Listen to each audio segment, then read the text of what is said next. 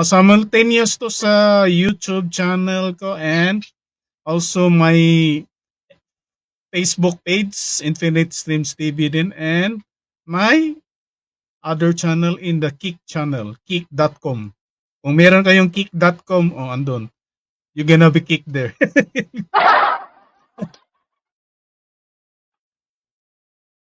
Okay.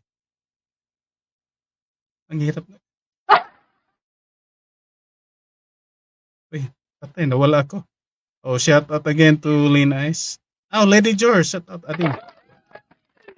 Okay, live. Okay. Medyo na na nawala-wala. Okay. Jikitan mo na kita, Lady George, para wala nang problema. Okay. Okay, asan na ba yan? Okay. Ongoing kiat. Asan ka na? Okay. Wait na hay. Jikitan mo natin si Ading. Asan na ba yun? Ikabuisit niya mo. Steamer. Ay, mawala-wala. Pasensya. First time doing my live streaming in this new channel. Okay. Hoy. Anyari? Op.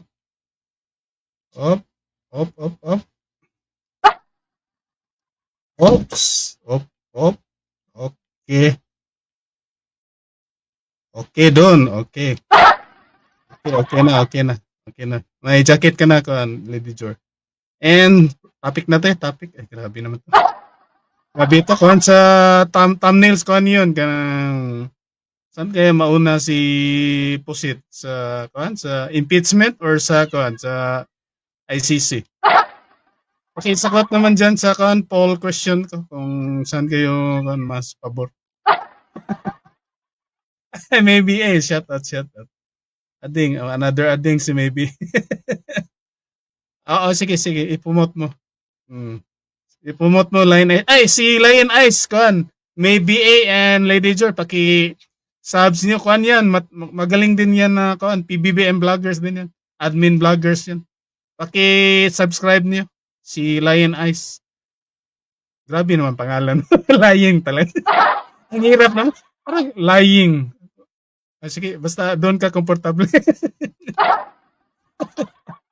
Okay. Asan na yung topic natin? Sige. Hey, buisit. Sa Bisaya pa, nabaguhan. Uy, may sounds ba ko? May sounds? Okay, mayroon pala. Buisit.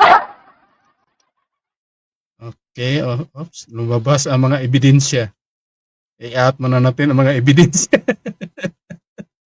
May mga ebidensya, ang dami. Wait. Oops, okay. Huwag mo na kayo mag-comment sa mga GC. Okay. Okay.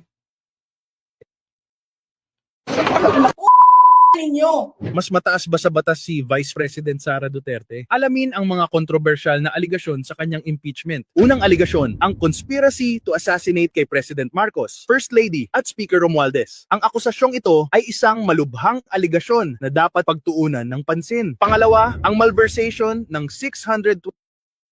Bisaya ako, taga Cebu City. Pero marunong ako mag-Ilocano. Ilocana yan di ko alam si maybe Ilocana ba? Si Lady George, Ilocana yan. Lady George. Mag-Ilocana kayo dyan, Ilocana. 12.5 million pesos na confidential funds. Ayon sa impeachment complaint, may hindi tamang paggamit ng pondo sa ilalim ng kanyang pamumuno sa OVP at DepEd. Pangatlo, bribery at corruption sa DepEd. Isinasangkot siya sa mga aligasyon ng pagbibigay ng suhol sa mga opisyal ng Department of Education. Pangapat, hindi maipaliwanag na yaman at hindi pagdedeklara ng mga ari-arian. May mga aligasyon sa pagkakaroon ng hindi maipaliwanag na kayamanan. Panglima, ang pagkakasangkot sa extrajudicial killings, lalo na sa Davao Death Squad. Isa Isa itong issue na patuloy na ikinababahala ng mga mamamayan. At panghuli, ang akusasyon ng destabilization, insurrection, at public disorder. Iniuugnay siya sa mga kilos na naglalayong pabagsakin ang pamahalaan. Sa kabila ng mga alegasyong ito, sinabi ni Speaker Ferdinand Martin Romualdez na ang impeachment na ito ay upang tiyakin na walang sinuman, kahit pamataas sa posisyon, ang makakalusot sa batas. Yan, kanang introduction yun sa impeachment ni Sara. Kung ano yung mga allegations. 7 articles yun. Ang pinaka-main doon, yung gusto natin sa Bisaya pa, masugdan, ma-start ang impeachment, yung BPI, bank transaction sila. Baka andun ang transaction ni si Jinping. Transaction sa Pogo. Transactions daw, sabi ni Trillanes, yung sa drugs. Sige, batian kayo dyan. Bahala kayo dyan.